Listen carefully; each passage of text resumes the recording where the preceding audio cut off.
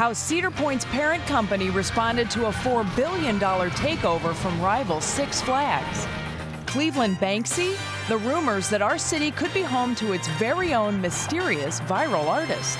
What happens when Jose Feliciano, the famed musician, meets Jose Feliciano, the Cleveland attorney? The new use for scrunchies among middle school girls. Yes, we're talking about those hair scrunchies. And the local computer science teacher whose students have gone on to work for some of the country's biggest tech companies. From the WKYC studios, this is Front Row. Hey everybody, it's Friday and you are in the front row. I am Betsy Kling. And I'm Mike Polk. Happy weekend, everybody. We're starting here with Sarah Shookman. How you doing, Sarah? Good to be with you guys tonight. It's Friday, Friday, right? It is. We are so ready for the weekend. Yes, we are, and there's a lot going on. So let's get you to the front row with today's top stories with 77 seconds at 7. A teacher at Lakewood St. Edward High School is charged with corruption of a minor. Social studies teacher Patrick DeChant was arrested Thursday. The school has suspended him and told him not to have contact with students or anyone else at the school.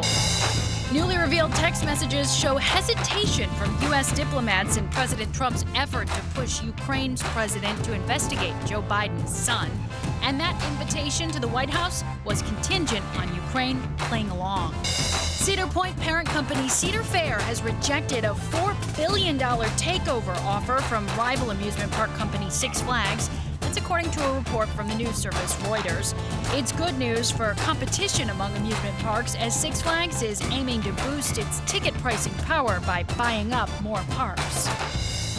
Legendary actress Diahann Carroll has died. Carroll broke the network television color barrier, starring in the NBC comedy Julia, starting in 1968, and later played the edgy Dominique Devereaux on Dynasty. Diahann Carroll was 84. Browns receiver Jarvis Landry has cleared concussion protocol, meaning he is cleared to play Monday night against the 49ers here on 3. Congratulations to Jarvis Landry, who made it into my fantasy football starting lineup. Oh, good. What a thrill for him. I mean, I bet you're glad to see him play then. I'm glad to see him play for many reasons. Not but worth many points if he's sitting no, on the bench. he is not. But I'm also obviously happy for the Browns. Not bad to have as a weapon in the slot. Absolutely not. And as Jimmy said yesterday, he has not missed one game in his professional career, Right, which yeah. is kind of an amazing stat when you think about it. It reminds me of Joe Thomas and his 10,000 Yep. snaps or whatever. Especially in that slot receiver spot where you're just getting hit by huge guys across the Yeah. middle all the time. For him to be that resilient, it's very impressive. Very lucky guy. And he gets to hang with back. OBJ. Yeah. More. Right? Right, back with his buds, you know. Absolutely. So what do you think about this Cedar Point thing? I was kind of surprised. I was like, oh, our Cedar Point? How dare they? Yeah. Like, I was a little miffed at first. I'm so. pretty proud of them for not Yeah. taking that first bid. Way. Just like, yeah, they're like, no, thanks. Yeah, but first one, as you said, I wonder Right, if I there'll be know. more coming or if this is, I you think know. that's probably just the shot across the bow. I think when they want something, they're probably going to make another pitch for it, if I had to guess. $4 billion? Yeah. That's a With a pretty B. good first shot. I Yeah. will say that. Yeah, that's how much the Fast Pass tickets are now, I think. I'm pretty sure. $4 billion. All right. Thanks, Sarah. We'll see you in a bit. Okay. All right. Hey, check this out, everybody. A painting by an anonymous British artist that you might know. His name is Banksy. It's been sold for $10.4 million. That insane amount of money is the new high for the mysterious artist's work. This one is a painting of, get this, chimpanzees in the British House of Commons. Basically the UK equivalent of the House of Representatives. That's a fun little piece of art for Yeah. a lot of money. And it doesn't seem like some political cartoon from like Reader's It Digest totally from the 80s. does. I read the script, and that was the first time I've actually seen the image, and I was like, it Yeah. actually is And chimpanzees. in someone paid a lot of money for Parliament. that. So why are we talking about Banksy? Well, you might remember he got his start with a mysterious graffiti artist installation. And now, if you believe the speculation on Reddit, Cleveland might have their very own Banksy on their hands. Andrew Horinsky has your front row look at the local mystery artist behind it all. The artist goes by the name Human Race and posts their images to Instagram once they're up. And this week I had the pleasure of speaking with them on Instagram, though to this day I do not know their name, race, or even their gender, and there's a reason for that.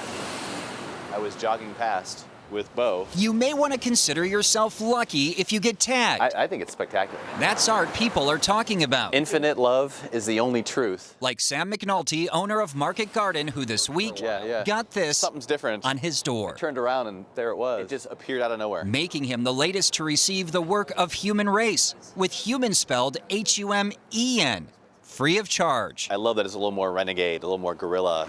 Kind of complements the other art that's in the city. For more than a year, Human Race has been spray painting thought-provoking images, some would say in the style of famous street artist Banksy. And while some are political, others, such as this recurring little robot holding a heart, are cute. It's turning heads in a different way because people aren't familiar or used to seeing that. This is our upstairs space. That's Tommy Paul, something of a street art connoisseur and founder of the nonprofit Graffiti Heart Gallery. Each piece provides a story and an interpretation that's kind of edgy. And they like it because I think they can relate to it because of the caricatures or the messages that it sends. This week I reached out to Human Race, who did not want to be on camera, but who wrote this. My anonymity allows people to relate to my art without any interference from perceptions about the artist. It brings people together regardless of race, gender, or identity. Going on to say the heart with the robot was inspired by this picture from a child, a reminder that love is powerful in a world which is often robotic and indifferent.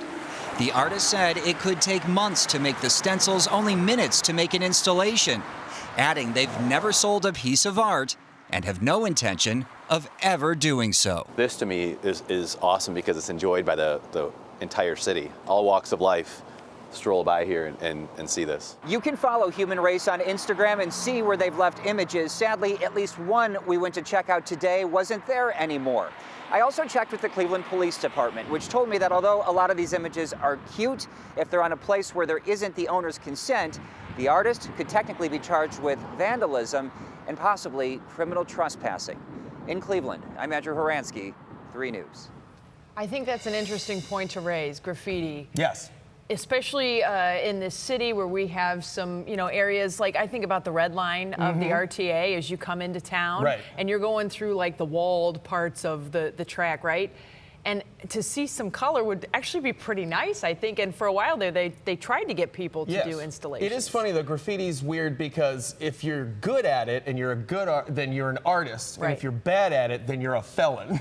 Like essentially, if it looks nice, we're just like that's art. And if it looks like crap, you're like you're a felon just based on how good it is. So, and everything's subjective. That complicates things. Also, I want to say that was a great story by Andrew. Yep. And he interviewed our friend Sam McNulty, who was the one wearing the vest and had a dog. And I described him just now as if Ohio City were a person. That's what it would look like.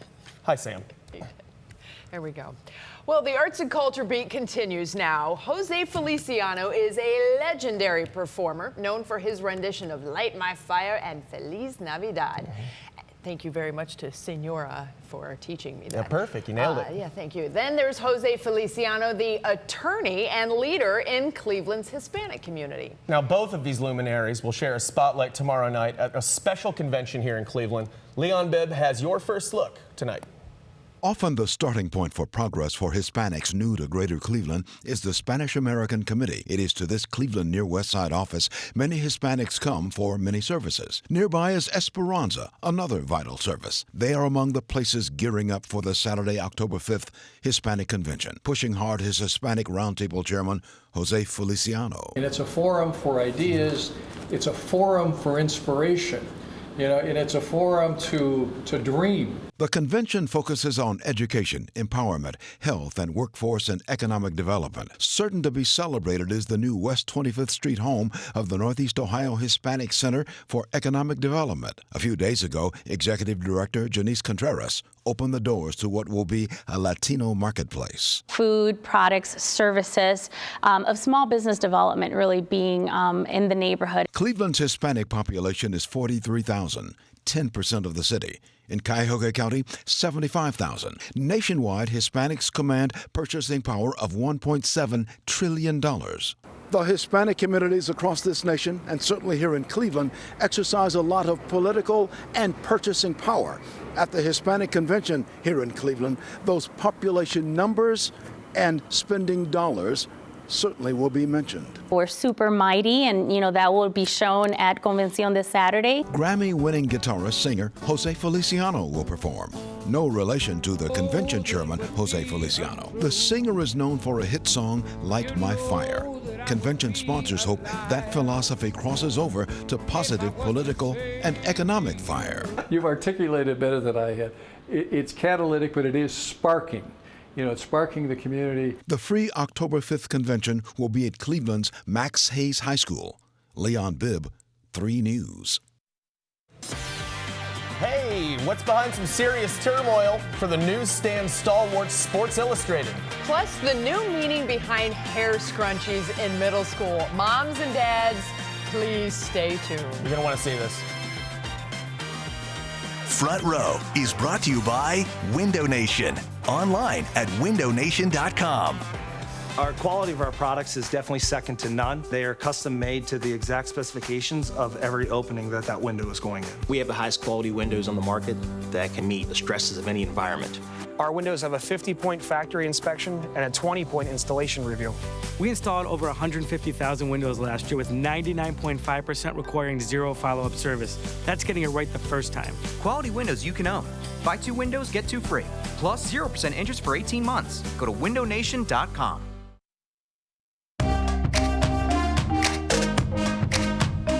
In tonight's 3 on 3, tough times for SI, a new app from Instagram, and why scrunchies are making a comeback. Well, at least one reason, of course, other than that they're cute and very versatile. Yeah. Joining us tonight on 3 on 3, Nick Camino. It's great to be here. Thank you. Glad to have you, Nick. Always nice to have a front row seat on Front Row. Oh, gosh. He tried that during the break, too, and we told him not to. I think we should start giving out money. No, just every time try we can to help. slide front row in, we should put You're a nickel. still welcome here despite that, Nick. Appreciate that. Yes. Okay. Appreciate that. Thank you very much. All right, first up is Sports Illustrated. It's been in turmoil. NPR is reporting that half of their newsroom will be laid off. That comes amid uncertainty about the 65-year-old publication's future. About 3/4 of the journalists on its staff signed the petition asking the owners not to hand over control of SI to Maven, a media network that plans to replace most of the full-time employees with freelancers and bloggers. Boy, this is something that's getting a lot of people's attention all across the media Really sector. sad. I mean, it's really sad. I remember in 2015, they laid off the rest of their staff photographers, and there were only 6 left. So it's sad. And you think of Sports Illustrated, all the iconic pictures, Muhammad Ali and some of the, and you're getting rid of all the photographers. So I think in 2015, we saw the beginning of this. And today, this is, it's even worse. I think you said it right there, though. We are connecting this with nostalgia. I mean, the market changes, obviously. I go to SI.com a lot more than I go to get the magazine Sports Illustrated. The medium has just changed that much, but we're still hung up on our memories of what it was like before. The Sports Illustrated swimsuit issue coming out every year was obviously a big deal for us, for gentlemen of a certain era. We remember the football phone you got if you ordered your subscription. It was like a helmet that had a phone in it. All these things we associate from our youth, and it's hard to let go of those things, whether or not the business is changing. So it looks like most things are going to start to go more online than in maybe the magazine. Yeah, and I get that's the way the business is going, but I think, as it's Mike still said, a bummer. it's the first time we've ever agreed. Yeah, it's just, it's just be fun careful. Don't drop your phone in the toilet, please. No. All right, Instagram is making it easier to slide into those DMs. A new app called Threads is a new separate app from Instagram aimed at making it easier to share status, photos, and video with those closest to you. Many see it as a ripoff of the Facebook competitor Snapchat.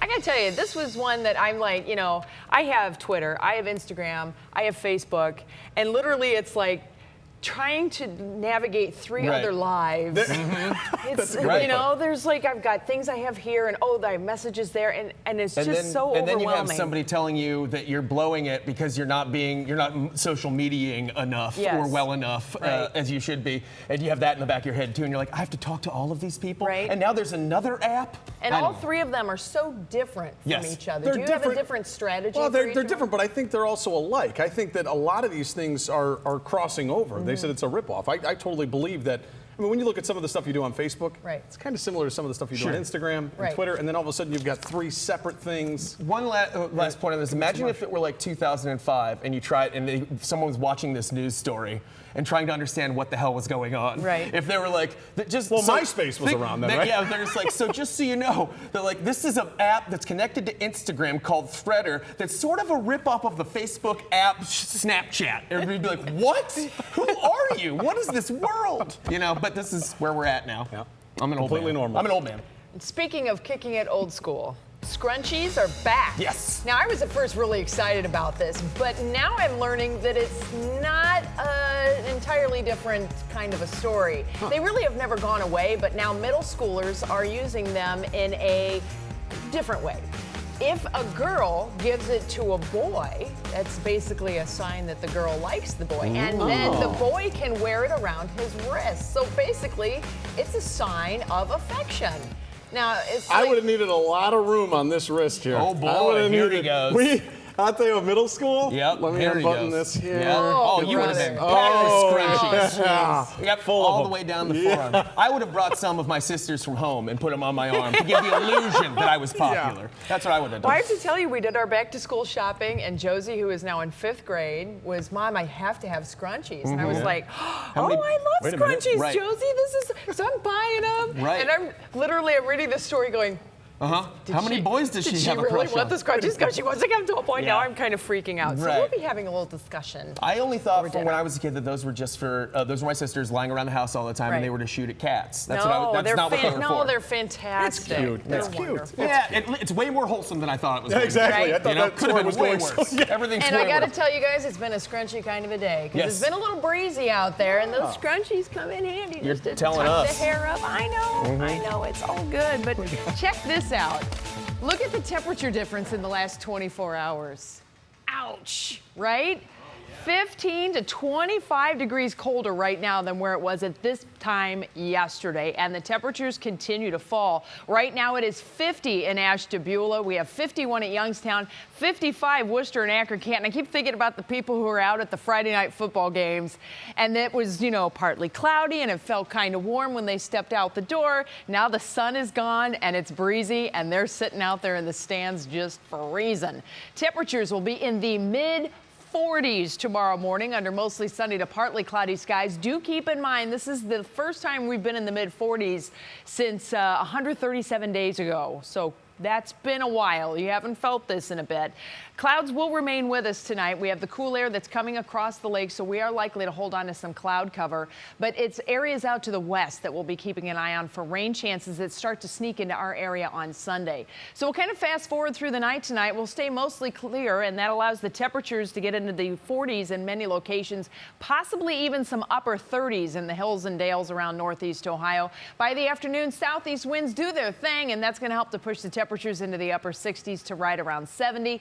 Clouds increase on Saturday night, and then you see those rain chances that start to sneak into the area. We may even have a few little rumbles of thunder, especially south of Cleveland. Universal Windows Direct forecast 70 tomorrow, mid-70s with rain developing Sunday. We're going to continue rain chances into Monday. Tuesday we clear out, and right now, middle of next week looks very good. We'll be right back.